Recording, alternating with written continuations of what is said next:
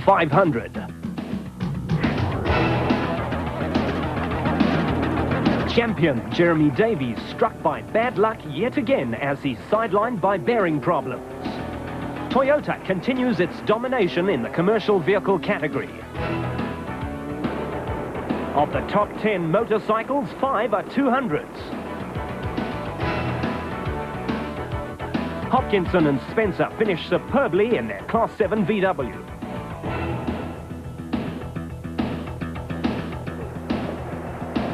The Mmabatho Sun 500, round 6 of the Total GTE Off-Road Championship, got underway in Mafeking last weekend.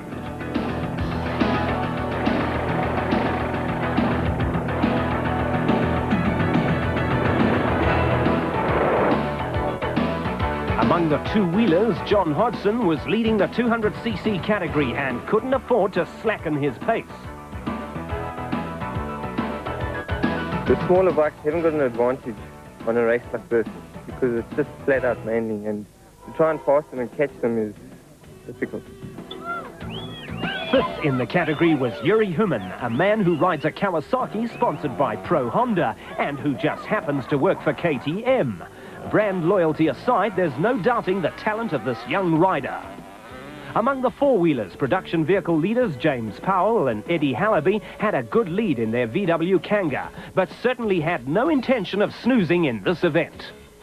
And staying among the production vehicles, Wilfried Westlau and Dagmar Blankner's familiar Astoria Bakery VW bread van will soon be replaced by the new space frame, due any day. It will arrive in October, but then it has to be assembled, everything.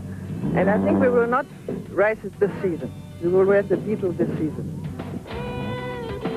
25 points behind the bread van were youngsters Hopkinson and Spencer. Their excellent finish was to give them a much-needed points boost. Leading the 250cc motorcycle category was Lesotho's Patrick Andrews with a very healthy lead over second-placed Willie Ireland. Both would be affected by the Mmabatho Sun 500 results. Andrews got a good run in on Friday's short speed section, setting the second quickest time overall on his Lesotho office equipment Kawasaki. Third was Alfie Cox on the lubrication equipment Kawasaki. Cox recently won a gold medal at the very tough international 6-day enduro in Australia.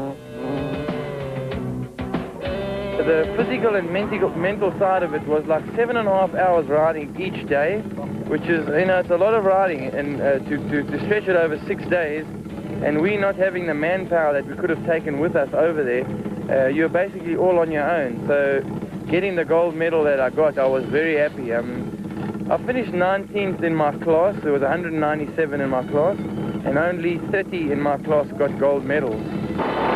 Only 2 points separated Cox from Ireland. The latter was in fine form, however, and his super tyre Suzuki went on to set the quickest time overall on Friday. Among the commercial vehicles, Toyota dominated 4 of the top 6 places in the category.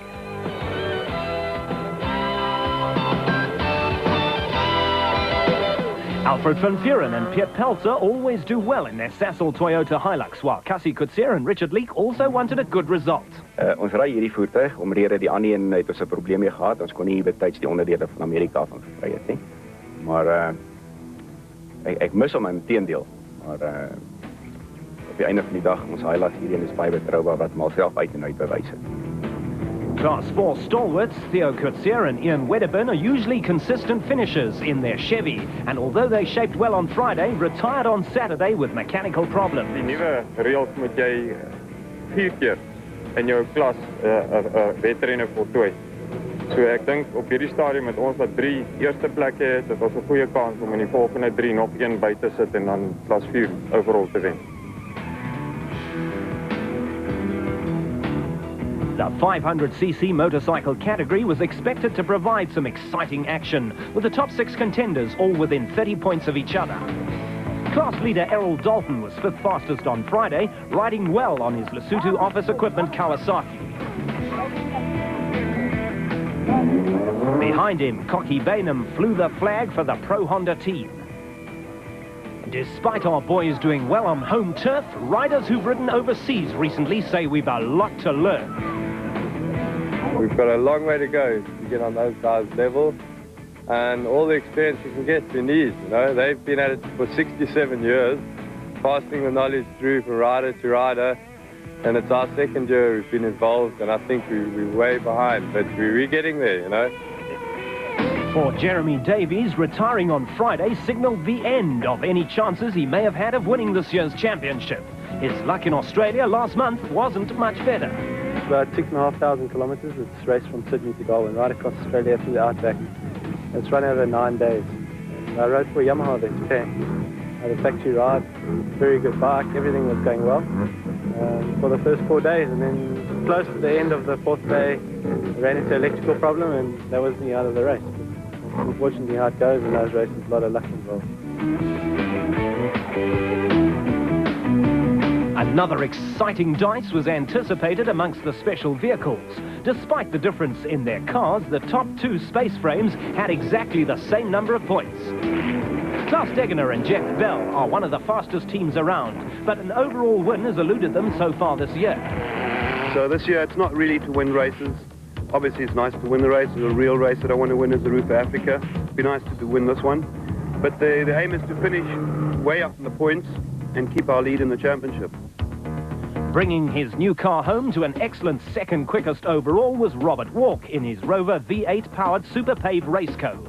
His Class 9 entry was expected to stir things up amongst the single-seaters. But nothing could catch Richard Schilling and Ashley Thorne, whose Porsche-engined Motortech Raceco easily stayed ahead of everyone. Day 1 saw Ireland home first, followed by the Kawasaki's of Andrew, Cox, Human and Dalton.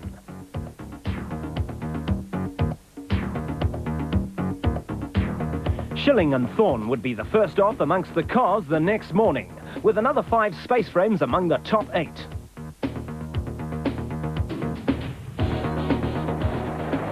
Saturday morning dawned hot and dry yet again.